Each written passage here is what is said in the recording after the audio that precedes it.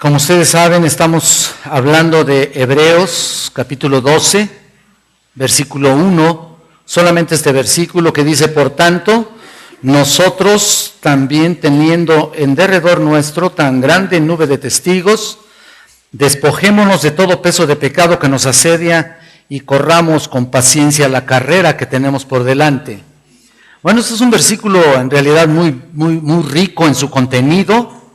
Realmente encontramos muchas cosas importantes aquí en él, pero esencialmente, como ustedes saben, la semana pasada estuvimos estudiando un poquito este versículo, pero en particular una frase en particular: el pecado que nos asedia, el que ustedes lo ven aquí en este versículo. Y ahí vimos que hay pecados que están constantemente asediándonos, ¿no es cierto? Constantemente, más fácilmente que otros, que cada uno de nosotros está propenso a caer en todo tipo de pecados que parecen estar listos todo el tiempo. Parecen estar listos casi siempre, pero antes de ser cristianos cultivamos una cierta conducta, ciertos hábitos que aún después de nuestra conversión todavía esos pecados se siguen manifestando, continúan acosándonos, son como, hace mucho decía, como lapas. ¿Se acuerdan ustedes? Unas lapas que se adhieren a la roca ahí cerca del mar, que están ahí en nuestra vida, que mientras estemos en este cuerpo van a estar ahí presentes. Esa es la verdad. Puede ser que aún después de nuestra conversión, aún permitimos el cultivo de ciertos pecados específicos que tienden a reaparecer. Estuvimos hablando de eso. Y a envolvernos cuando menos lo esperamos. Estudiamos que no nos enlazan, nos capturan, nos engañan, y ahí están. Es tremendo, es tremendo. Es una realidad que ciertos pecados nos hacen caer en la trampa más fácilmente que otros, más rápido. Pero también es cierto que en general no es muy fácil involucrarnos en ellos, ¿no? No todos nuestros pecados son del tipo que nos asedian, no todos, de los que habla aquí el autor en particular, pero desgraciadamente nuestros descuidos espirituales, es lo que yo quiero decir. Hay descuidos espirituales que llega un momento, pareciera que no pasa nada, pero de repente ¡pum!, se nos echan encima, ¿no? Y no es tanto que vengan de afuera, viene de ti mismo, vienen de nuestra propia concupiscencia, lo hemos estado hablando. Es como si tuvieran vida, ¿no es cierto? Para volver a capturarnos en un verdadero descuido que puede manifestarse en cualquier momento. Como si fueran seres que alguna vez despedimos, les dijimos: mira, te me vas de aquí y ya no vuelvas a aparecerte. Pero no, desgraciadamente insisten los pecados, pero es en su necedad, y por renunciar a ellos se vuelven a veces más aferrados a nosotros. Ciertamente estuvimos tan familiarizados que eran parte de nuestra vida, eran parte nuestra, nos llevábamos excelente pues con ellos. ¿No es cierto? Teníamos una relación muy estrecha con nuestros pecados, nos llevábamos muy bien. Y desgraciadamente éramos íntimos amigos de esos pecados que estaban ahí encima, y hasta vivíamos felices con ellos. Puedo decir con toda sinceridad que así sucedía. Y aunque hemos renunciado a su poder, aunque hemos renunciado ya a su dominio, los pecados nos capturan a menudo, y parece que hay pecados que confesamos una y otra vez solamente para volver a enfrentarnos a corto plazo. Reaparecen. Como les dije, es cierto que todos esos pecados nos molestan, pero el pecado en general, todo tipo de pecado, a menudo, escucha esto, a menudo vivimos la experiencia de ser derrotados por ellos. Es una realidad.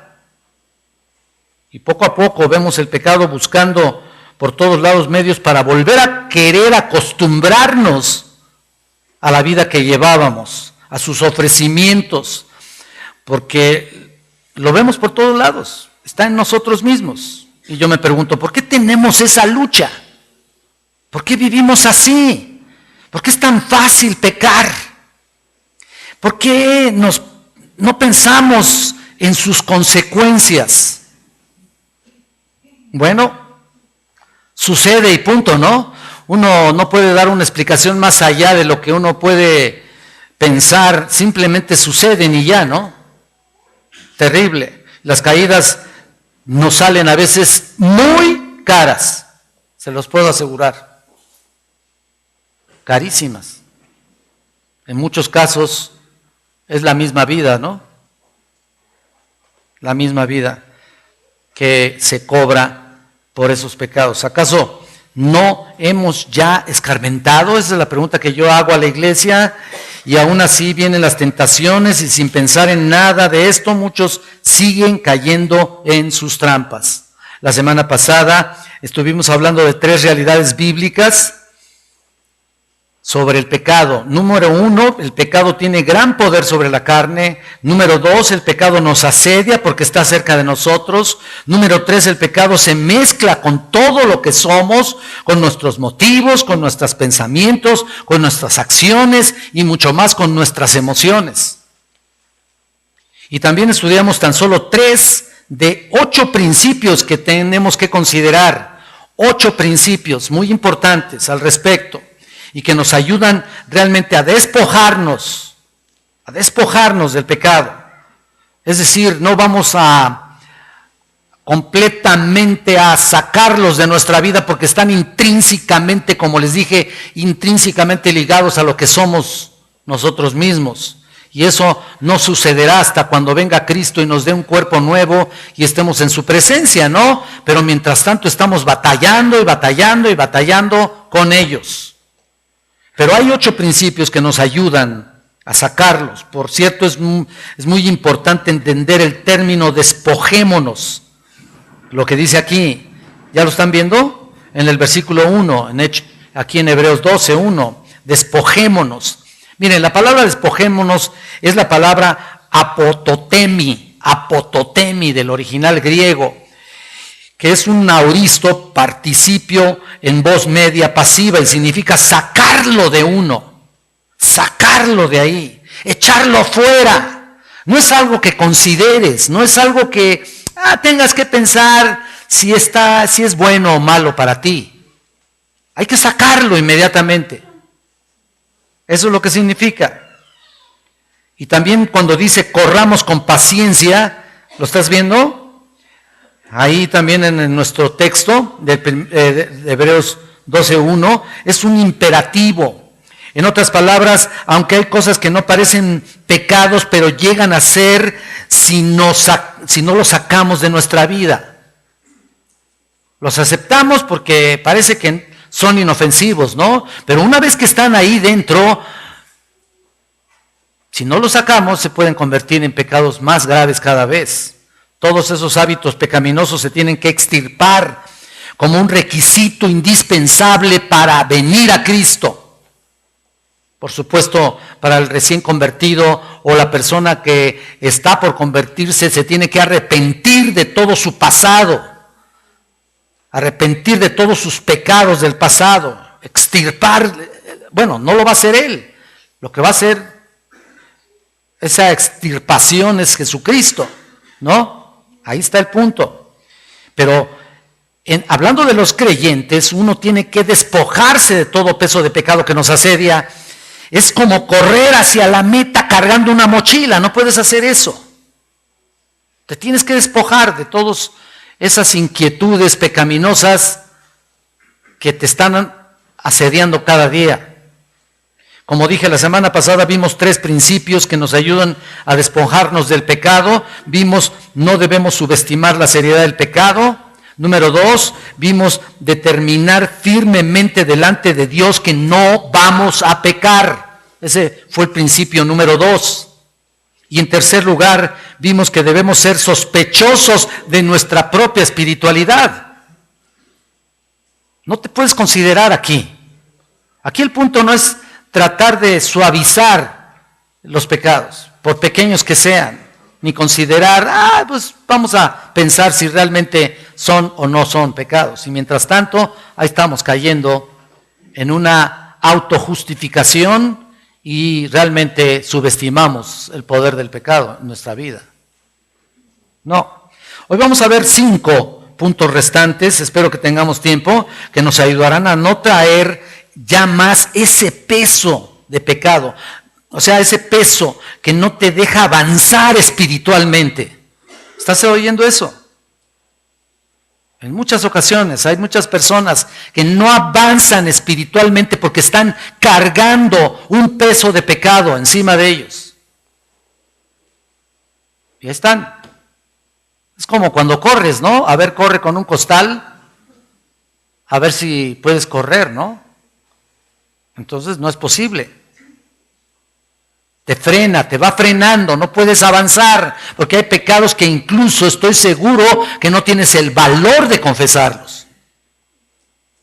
Bueno, vamos a ver la cuarta forma, ya vimos 3, esta es la cuarta forma que nos ayuda a despojarnos del pecado. Debemos resistir los deseos iniciales de la carne y sus placeres. Resistir los deseos de la carne y sus placeres. Hay que resistir. Lo que quiero decir es que no es cuestión de detener el proceso cerca del final, o sea, de la consumación. No es posible así, sino detenerlo antes de que vayas a caer en alguna otra situación de pecado, antes de que se convierta en un pecado terrible. Santiago nos dice en 1:14, dice, sino que cada quien es tentado, lo que les decía, cuando de su propia concupiscencia eres seducido y atraído. Entonces, la concupiscencia después que ha concebido, ¿se acuerdan lo que dice el versículo? Todo el versículo da a luz pecado, y el pecado siendo consumado da a luz muerte. ¿Qué necesidad hay de llegar a las peores consecuencias, no?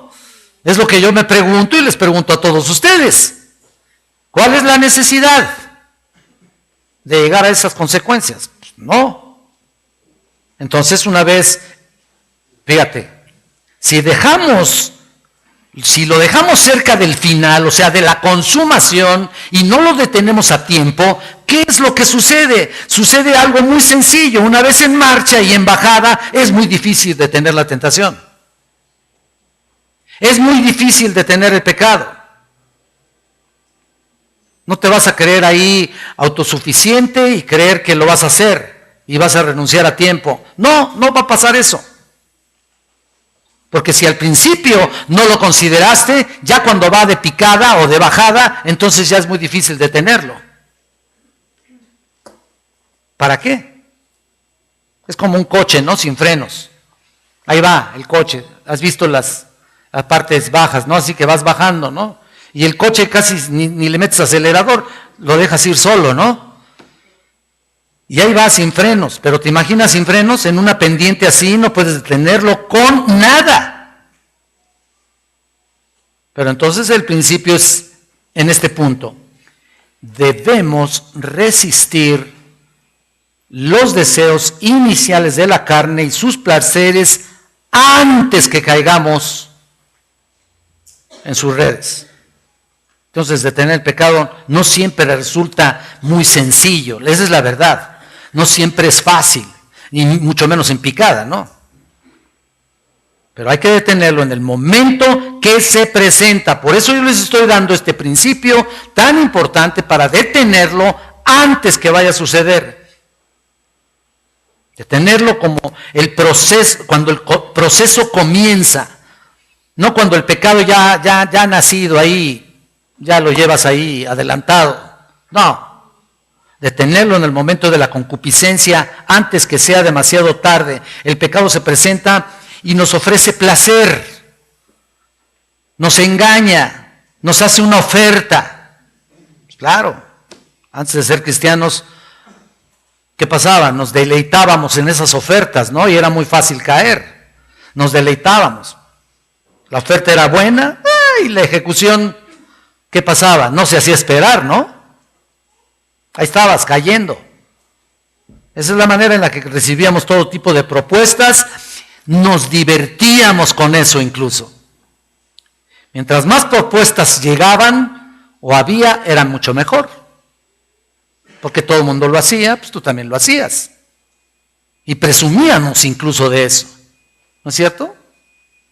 La gente vive feliz así, con todo tipo de ofrecimientos.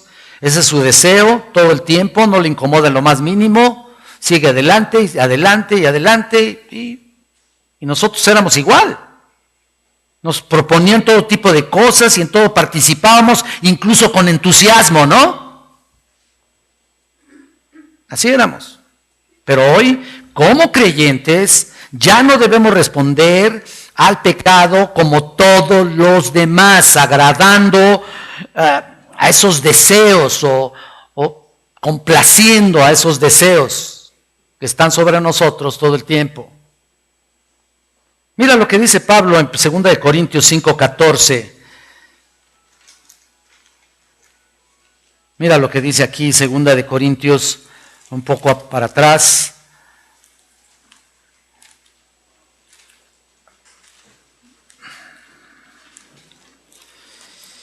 En el capítulo 5, versículo 14, dice, porque el amor de Cristo nos constriñe, pensando esto, que si uno murió por todos, luego todos murieron, y por todos murió, para que los que vivan de esto, ya no vivan para sí. ¿Lo estás viendo? Sino para aquel que murió y resucitó por ellos. ¿Te das cuenta? Esto es muy importante. Ya no somos lo que éramos, ni tenemos por qué ser como éramos. Ya no vivimos para nosotros mismos. Y lo que quiere decir aquí es que somos tentados, pero nuestra responsabilidad no es vivir para sí, para estarnos complaciendo, es decir, para nuestros deleites, para agradar a todo lo que la carne le propone, ¿no? Sino para vivir, para darle la honra a aquel que nos llamó por su gloria y excelencia, ¿no? Yo le pongo así, porque también es lo que dice la Biblia. A ti te llamó para pertenecer a la familia de Dios. ¡Qué privilegio! ¿No es cierto? Entonces, ¿por qué vamos a hacerle caso a lo que antes, en la forma en la que vivíamos antes? Nuestra vida está escondida con Cristo. Pablo nos recuerda algo muy importante. Ustedes recuerdan Romanos 6:6, lo estuvimos predicando aquí, cuando dice, sabiendo esto que nuestro viejo hombre fue crucificado juntamente con él para que el cuerpo de pecado sea destruido, a fin de que no sirvamos más al pecado. Y aquí la destrucción no significaba propiamente que teníamos que nosotros que ser, ser destruido el cuerpo y ya estar libre de esa opresión constante del pecado. Me refiero al cuerpo humano, la carne en particular. Esa tampoco te puedes echar al metro para matarte con tal de ya no vivir en el pecado, no. Ser destruido ahí es constantemente, totalmente, ya no estar bajo el yugo de la esclavitud, como lo hemos estado hablando en Romanos 8 y todos los versículos y capítulos que hemos estado pasando. Nuestro viejo hombre murió, la vida que disfrutamos hoy es una vida nueva en Cristo. Hemos sido removidos del control de pecado. No podemos seguir con hábitos pecaminosos que antes seguíamos y antes hacíamos con la misma facilidad con la que lo hacíamos. Para nada, nuestro viejo hombre, que es nuestra carne, ya no debe estar entrelazadas con los pecados pasados. ¿Por qué? Porque ha muerto. Esa es la vida destruida. Ese es el pecado destruido en nosotros. Es que ha muerto ya. Ya no es nuestro patrón, dijimos, nuestro dominio, no es nuestro jefe. Ya no. Así hemos sido justificados del pecado. Ahora vamos al quinto punto, el quinto principio. Aquí tenemos otro principio preventivo. Y el siguiente punto es meditar en la palabra de Dios. Es un aspecto preventivo muy importante que debemos tomar en cuenta.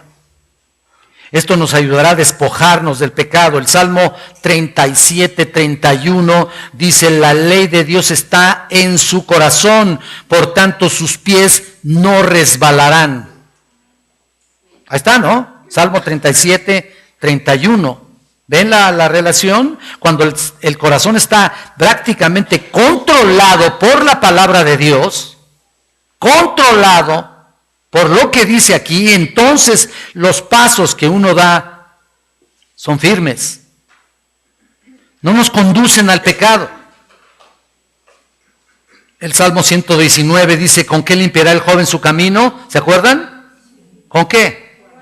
Guardar su palabra, por supuesto, ahí está. Cuando uno atesora la palabra en el corazón, impide que caigamos en el pecado que nos asedia y buscamos inmediatamente una vida pura, limpia, santa.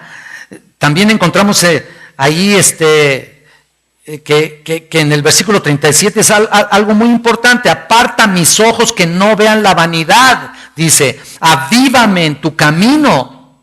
Dice en el versículo 37 del mismo Salmo 119, 37.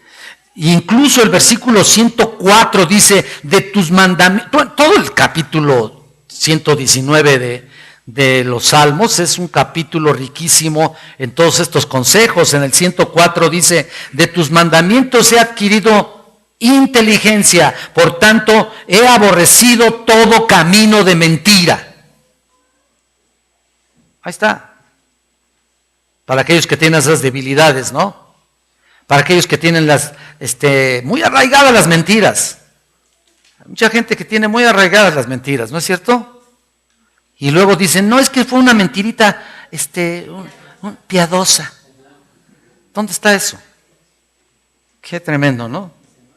Entonces, el aborrecer todo lo falso, todo lo que es mentira, lo que es pecaminoso, es el resultado de recibir entendimiento de los preceptos de la palabra de Dios. Y sucede que cuando estamos empapados en la palabra, nuestra predisposición al pecado es mucho más leve. La atracción ya no es como antes. Debes odiar el pecado y todo lo que suene algo pecaminoso.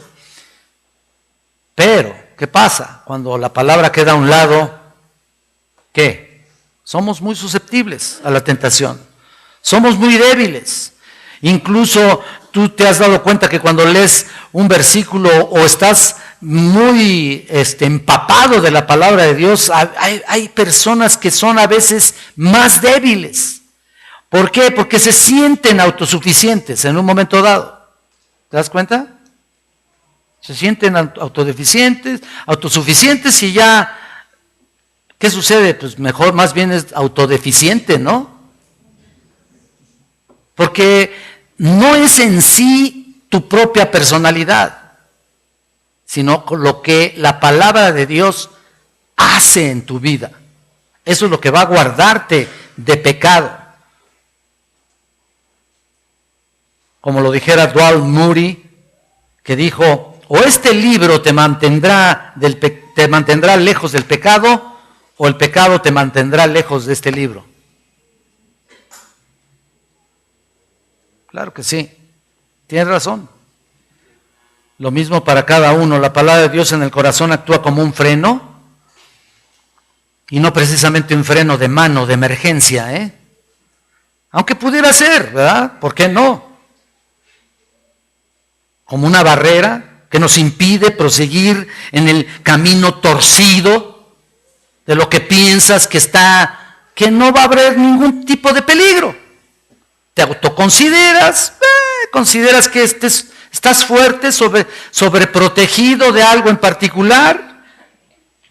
Pero ¿qué pasa? Aquellos que actúan así o piensan así, de esa manera, no pueden resistirse a las propuestas diarias que el mundo les hace.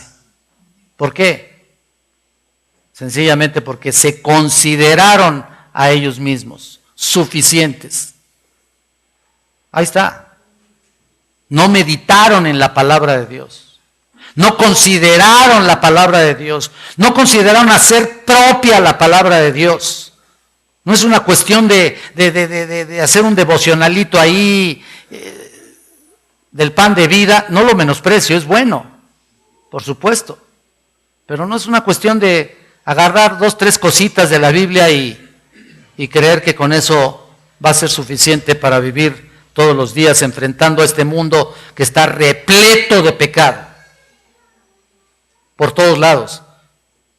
Y a esto añádele tus propias concupiscencias, entonces ¿dónde vamos a caer, no? ¿Dónde vamos a llegar? Terrible, ¿no? No. Puedes leerla, pero incluso podías hacerte experto en ella, en la palabra. Pero si sigues con tu pecado, es solo porque estás viendo las puras letras ahí, o cumpliendo un protocolo ahí con tu propia conciencia, o para cumplir solamente y tapar tu propia conciencia de pecado. Pero no meditas en ella. Y desgraciadamente a veces son religiosos porque no meditan en la palabra. A veces tienen actitudes farisaicas. Ven en todos lados lo peor, pero no se ven a sí mismos ellos. Es como ver la paja de tu hermano, pero no mirar la bigota que traes ahí cargando, ¿no? Ese es el problema de muchos religiosos. Quieren saberse la Biblia, y quieren ver pecado en todo el mundo y por todos lados andan buscando a ver qué. ¿Y qué sucede?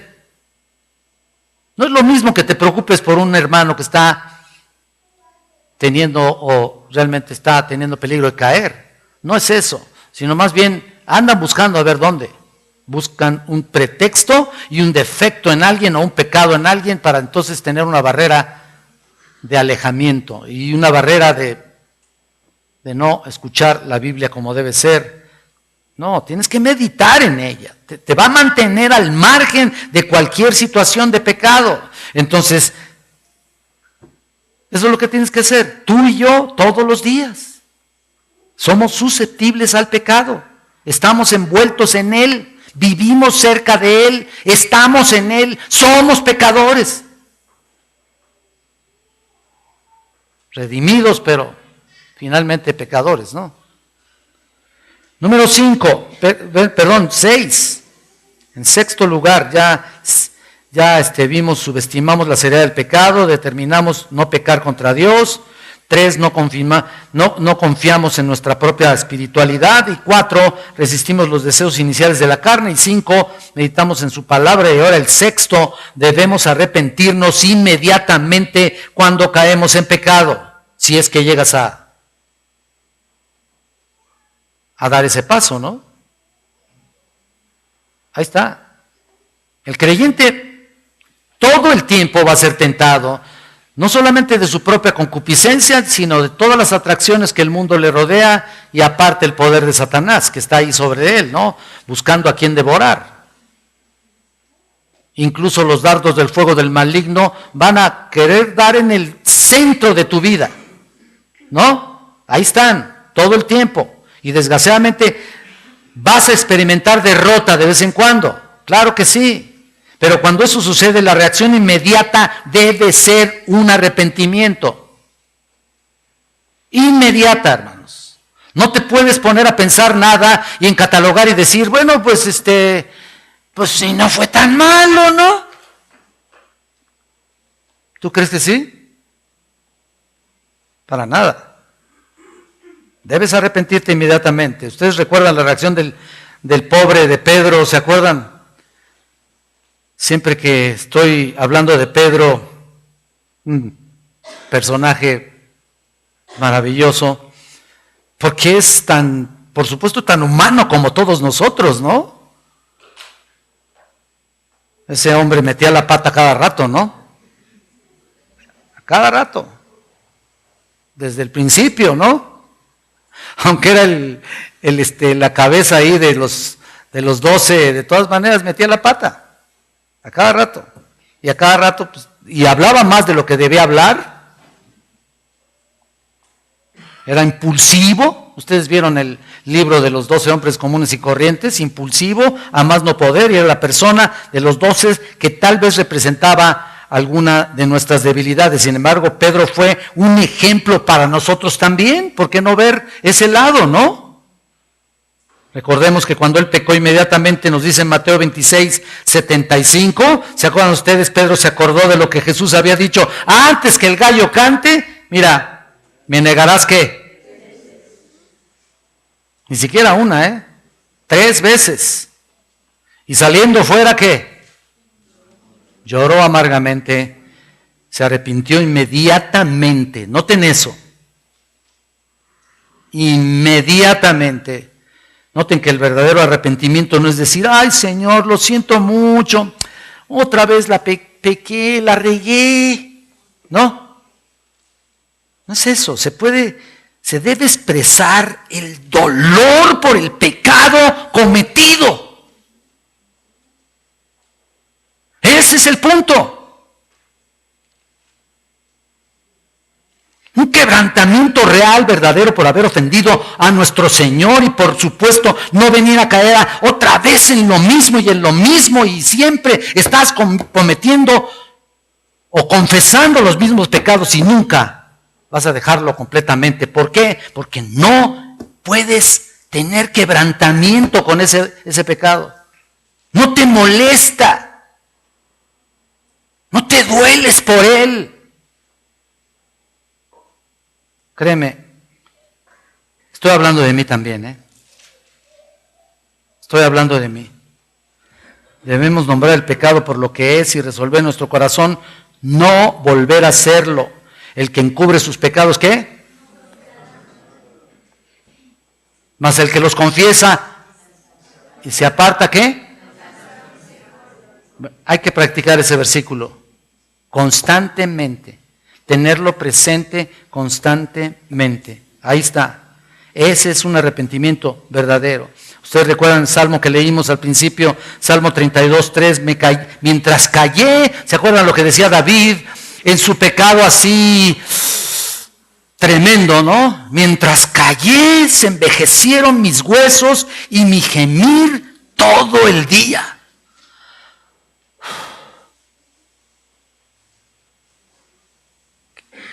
Qué duro, ¿no? En otras palabras, estaba realmente mi cuerpo consumiéndose ahí. ¿Por qué? Porque no lo soltaba. No solamente no lo sacaba, sino tampoco lo saca de su boca en el arrepentimiento, pero tampoco lo dejaba, ¿no? Cayó y se le consumieron su cuerpo, ahí estaba. No fue inmediatamente, sino que dice David que mientras callaba su cuerpo, se enfermó. Estaba enfermo. Porque de día y de noche, dice ahí. Por eso digo yo que cayó mucho tiempo, de día y de noche se agravó sobre mí tu mano. ¿Te acuerdas? Esa es la disciplina del Señor sobre el cristiano no arrepentido. Se volvió mi verdor en sequedades de verano, dice. Y después dice en el versículo 5, mi pecado te declaré y no encubrí mi iniquidad. Ahí está, no lo estaba confesando.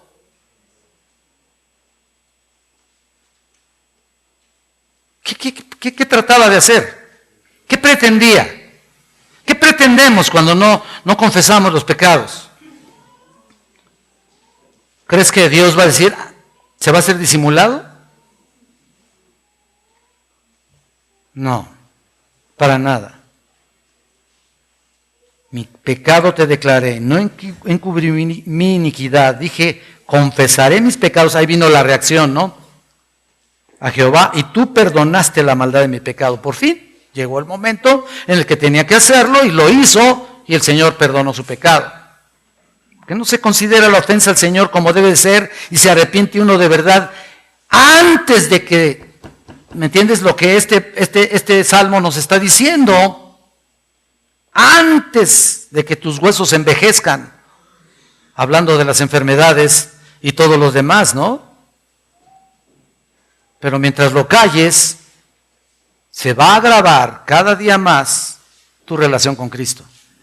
Y no estoy diciendo propiamente que sean enfermedades en particular. Mira, pueden ser cualquier cosa, lo que sea. Eso que estás pensando es eso. Eso que estás pensando es eso. Así que, ¿por qué no se considera la ofensa al Señor como debe ser? ¿Por qué? No es cuestión de confesar algo ligeramente que nos molesta la conciencia, bueno, pero deja abierta la posibilidad de, bueno, pues a lo mejor cuando sea tentado otra vez voy a caer de nuevo y pues ¿para qué lo confieso ahorita si voy a caer otra vez, no? No. Así que mejor confesarlo muy seriamente porque al fin y al cabo, tal vez en unas horas lo vuelvas a hacer y ¿qué pasa? ¿Le vas a juntar tus pecados al Señor para no ir nomás con un pecadillo por ahí, como lo decía Lutero? Eso es lo que decía Lutero. Cada día que encontraba en él un pecado, por pequeño que sea, desgraciadamente por pequeño, por insignificante que pareciera, era bueno que fuera a confesarlo, pero se lo confesaba desgraciadamente a otro sacerdote, ¿no? Y llegaba con una confesión ridícula aparentemente. Y digo aparentemente porque llegaba y, perdón, quiero confesar, padre, excúseme padre, porque deseé la pata de pollo de mi hermano que está comiendo conmigo. Y hasta que no le dije, ay, Lutero, por favor, ¿por qué vienes con tantas cosas tan insignificantes? Mira, ¿sabes qué? Qué mejor que sea así, porque era un deseo, ¿no? Era codiciar, ¿no? Bueno, consideraba el pecado, pero él básicamente consideraba a Dios como un Dios de ira, que estaba ahí listo para acribillarlo, ¿no? O para matarlo. Por eso tenía ese tipo de temor, porque veía en Dios un Dios de ira nada más. Pero cuando conoció el Evangelio y nació de nuevo, su perspectiva cambió. Así que el verdadero pecado demuestra el dolor, busca la comunión con Dios, confiesa específicamente la transgresión cometida, deseando limpieza genuina, no volver a caer en lo mismo. Eso es el verdadero arrepentimiento. Un giro de 90 grados.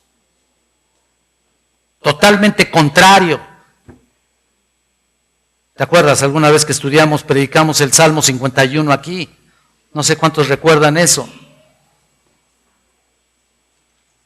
No quiere decir que no vamos a caer otra vez, pero el deseo profundo, íntimo de nuestro corazón es no ofender ya más a aquel que estamos ofendiendo todos los días, todo el tiempo, tan solo con nuestra manera de pensar, nuestros oídos, nuestros ojos. A todos los hombres lo digo, y a mí mismo. La confesión entonces debe ser inmediata. Cuando cruzamos la línea y el Espíritu Santo que mora en nosotros nos indica y apunta ese pecado, y cada uno de nosotros sabemos eso. Ese es el momento de decir, Señor, lo confieso, me arrepiento, perdóname, límpiame, no quiero volver a hacer esto, no quiero, Señor. Y el Señor conoce tu debilidad y te va a dar la fortaleza suficiente para salir adelante.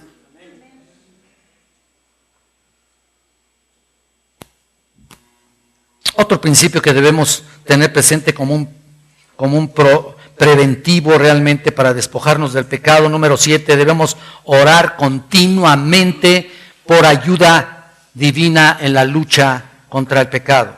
Esta es la clave para prevenirnos del pecado. Debemos estar orando. En Efesios 6, en el capítulo 6 de Efesios, ustedes se acuerdan de la instrucción sobre la armadura del creyente. ¿Te acuerdas de eso? Ahí está la armadura del creyente. Después de que Pablo enseñó sobre la lucha contra Satanás y los demonios, ya terminando esa instrucción, en el versículo 18 dice, orando en todo tiempo. ¿Te acuerdas? Versículo 18. Orando en todo tiempo, con toda oración y súplica en el Espíritu y velando en ella con toda perseverancia y súplica por todos los santos. Ahí está. Orando todo el tiempo, debemos orar, perseverar en ello. La oración es la lucha contra Satanás, sus demonios y la carne. Contra las tres cosas. ¿Te das cuenta de eso? Y el pecado que nos asedia debe ser, o sea, aunque es perseverante y es continua, entonces tú tienes que mantenerte en oración todo el tiempo. Por eso dice orad sin cesar.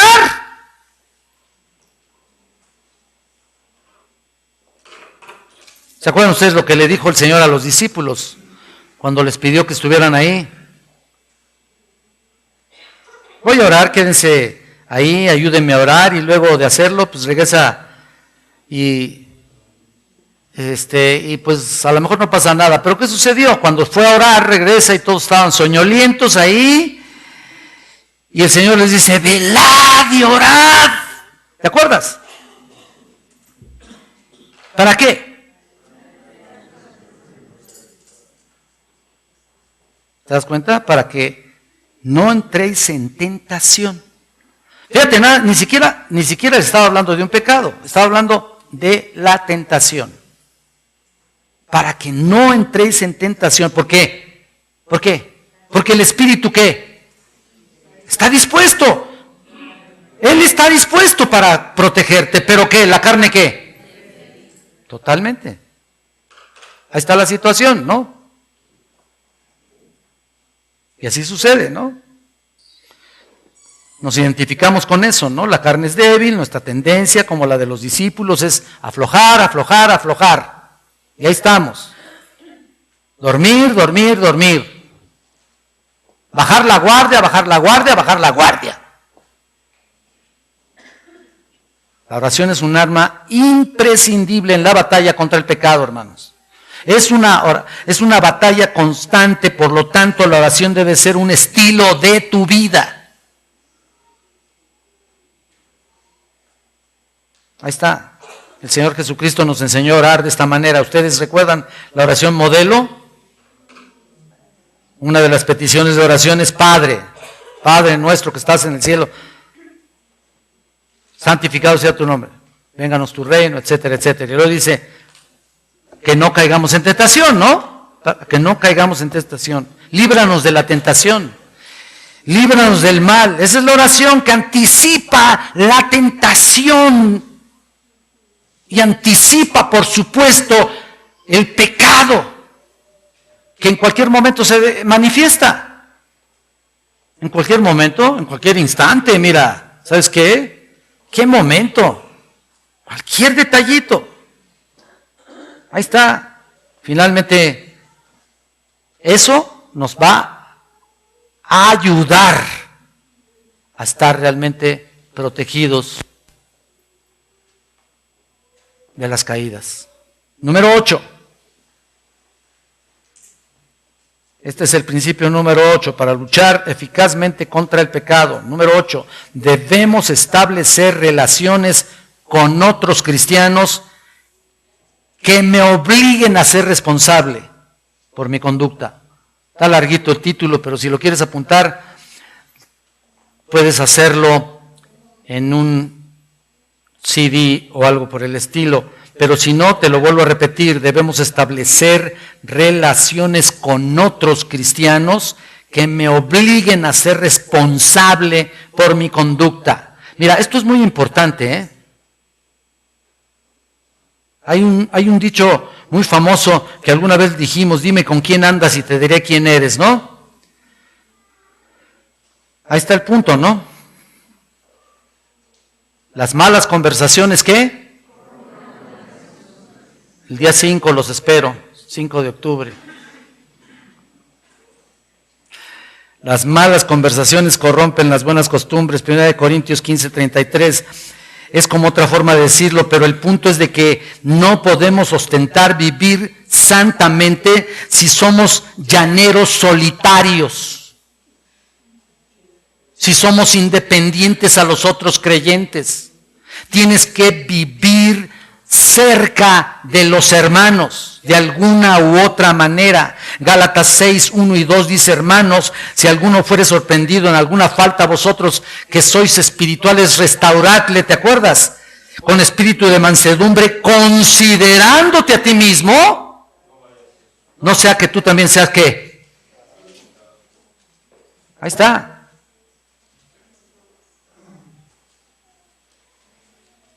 Y luego ese mismo pasaje en el versículo 2 dice, sobrellevad los unos las cargas de los otros. Y cumplir así la ley, dice ahí. ¿Se acuerdan? Ahí está, fíjate. Qué hermoso es este punto. Unos van a llevar tu carga y yo voy a llevar la tuya. Esta es la manera en la que realmente establecemos buenas relaciones con aquellos que nos ayudan a seguir adelante. Ahí está. Nos debemos mutuamente. Es como decir, soy parte de ti, tú eres parte de mí. Si realmente eres creyente, eres parte del cuerpo de Cristo. Yo también. Entonces, ahí estamos. En el mismo cuerpo. Por lo tanto, lo que hagas me atañe de alguna manera. Y lo que yo haga te debe doler también. Todos nos encontramos en la misma situación. Todos luchamos contra el pecado y nos necesitamos mutuamente. Nos necesitamos. Todos luchamos. Cuando veas a alguien en pecado, ayúdale.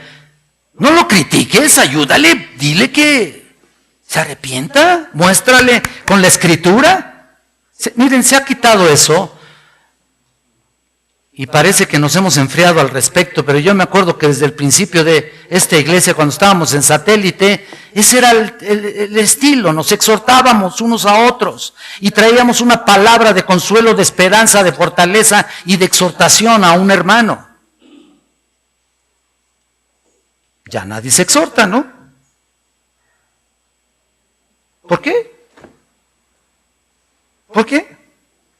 Hay un pasaje en Eclesiastés que a menudo me gusta recordar, no lo busques, te lo leo, porque ilustra todo lo que estamos enseñando. En el capítulo 4, 9, dice, mejores son dos que uno porque tienen mejor paga de su trabajo, ¿te acuerdas?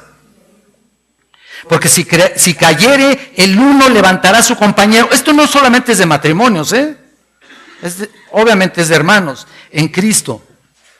Dice, pero hay del solo, escucha esto, que cuando cayere no habrá segundo que lo levante. ¡Qué tristeza! ¡Qué tristeza! También dice en el versículo 11, también si dos durmieren juntos se calentarán mutuamente más. ¿Cómo se calentará uno solo? ¿Cómo le va a hacer? Y si alguno prevaleciere contra otro, dos le resistirán. Y cordón de 3 dobleces, ¿qué? No se rompe pronto. Está hablando de cómo evitar los pecados y cómo nos necesitamos mutuamente. Por eso les he dicho a los servidores, a veces les comento, necesitamos cerrar filas nosotros. El punto es que nos necesitamos, no podemos luchar solos contra ninguna situación. Por eso es muy importante escoger amistades cristianas que nos mantengan en línea. ¿Te estás dando cuenta de eso? Que nos mantienen en línea, que nos exhorten con libertad para evitar que los pecados se hagan peor cada día en tu vida y en la mía. Muy importante. No solo que estemos, no solamente que les vayas a enseñar, ¿no? Sino que o que nos enseñen, ¿no? Sino que nos ayuden a exhortarnos en amor. Ahí está la clave. A ser responsables como hijos de Dios. Y la pregunta que te hago, ¿tienes tú este tipo de amistades? Generalmente huimos de los que constantemente nos están exhortando, ¿no? Nos molestan. Ay, ya me va a exhortar otra vez. Pues enderézate. ¿No? Ya me va a exhortar. Preferimos a los hermanos que no nos dicen nada. Bien lindos todos, ¿no? Esos que nos dan por nuestro lado. Bien rico, ¿no? Pero mira, los que nos aman, nos exhortan. Que te quede bien claro. Porque si aquí en la misma iglesia tú crees que te aman, pero no te exhortan, la verdad es de que no te aman como debe ser.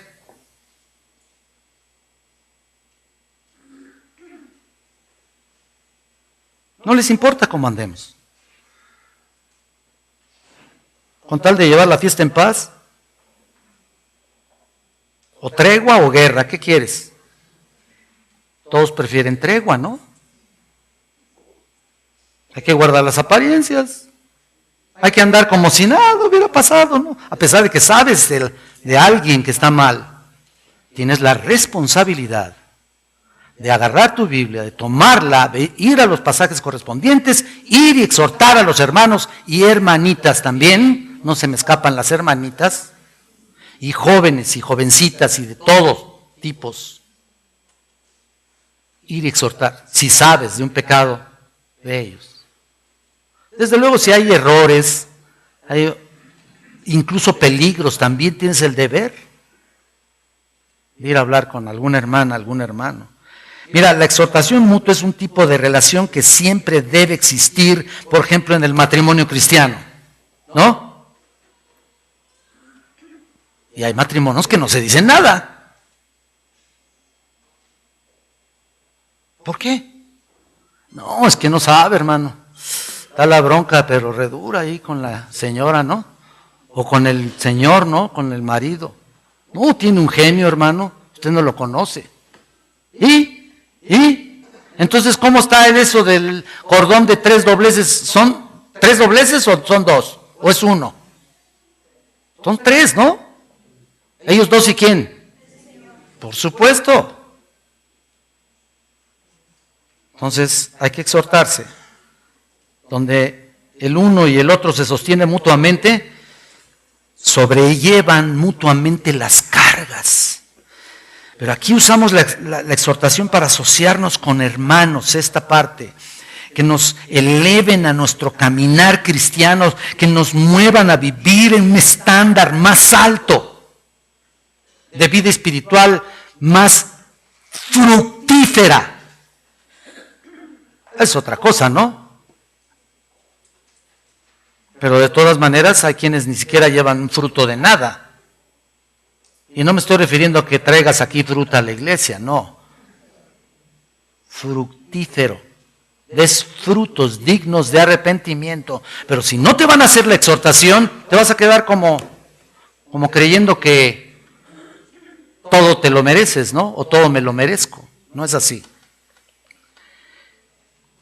Los hermanos que te exhortan te están ayudando a crecer. Ahora, no vas a agarrar a todos indiscriminadamente a echarles bibliazos, pero a diestra y siniestra, ¿no? Tranquilo. Algunos se los merecen, pero no es esa la cuestión. Hay que sencillamente exhortarnos unos a otros y nos ayuden a crecer, no que todo lo señalen y lo satanicen, sino que nos vayamos a hacer frente. Es como unirme con él y vamos a hacerle frente tú y yo al pecado que te está acosando. ¿Te estás dando cuenta? Es como decir, vente para acá, y así entre 3, a ver cómo nos toca, ¿no? Estás en oración con ellos, exhortando y realmente manifestando la gracia de Dios y el amor mutuo. Eso es lo maravilloso. Entonces, para resumir, ¿cómo podemos despojarnos del pecado que fácilmente nos asedia, que nos envuelve? En primer lugar, debemos saber que que es algo muy serio, ya lo dijimos desde la primera vez, si quieres obtener el CD. 2, que necesitamos prometer a Dios que no vamos a pecar. 3, que necesitamos vigilancia espiritual, no confiando en nuestra propia espiritualidad. 4, que debemos resistir los deseos iniciales del pecado. 5, que debemos meditar en la palabra de Dios. 6, que debemos arrepentirnos inmediatamente cuando pecamos. 7, que debemos perseverar en oración. Y por último, 8, que debemos mantener relaciones cercanas con nuestros hermanos, que nos obliguen a ser responsables de nuestra vida espiritual y que nos ayuden, por supuesto, a perfeccionarnos, a ser perfectos, para que cuando venga Cristo, venga por una iglesia gloriosa, sin mancha, sin arruga, sin cosa semejante. Eso es lo que debemos hacer. Y esa es la parte que te corresponde a ti. No hay mejor momento ni mejor ocasión para descargar nuestros pecados delante del Señor y por supuesto para ayudarle al hermano caído.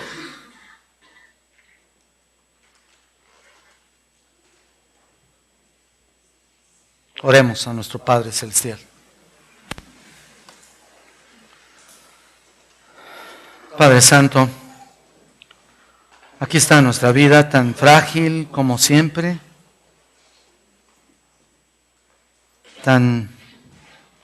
a veces tan desprevenida, Señor, tan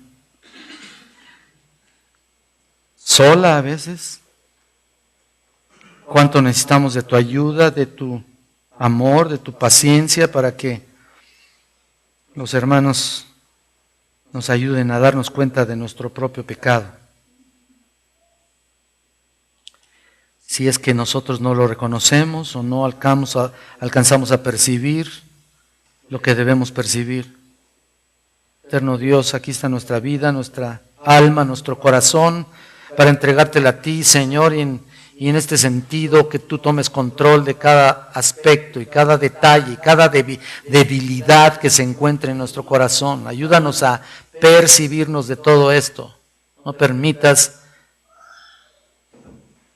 que el pecado pase desapercibido en nuestra vida. Ayúdanos a despojarnos del pecado que nos asedia. Y lo dice tu palabra, puestos los ojos en Jesucristo, el autor y consumador de la fe. Pero el versículo principalmente nos dice, despojándonos del pecado que nos asedia y corramos con la paciencia la carrera que tenemos por delante. Hay una carrera todavía por seguir. Hay tal vez en algunos tengan muchos años todavía aquí, otros tengan menos, otros algunos años, otros algunos meses, tal vez otros algunos días, no sabemos. Solamente hay una vida y esa vida tiene que estar escondida en Cristo. Gracias, Señor.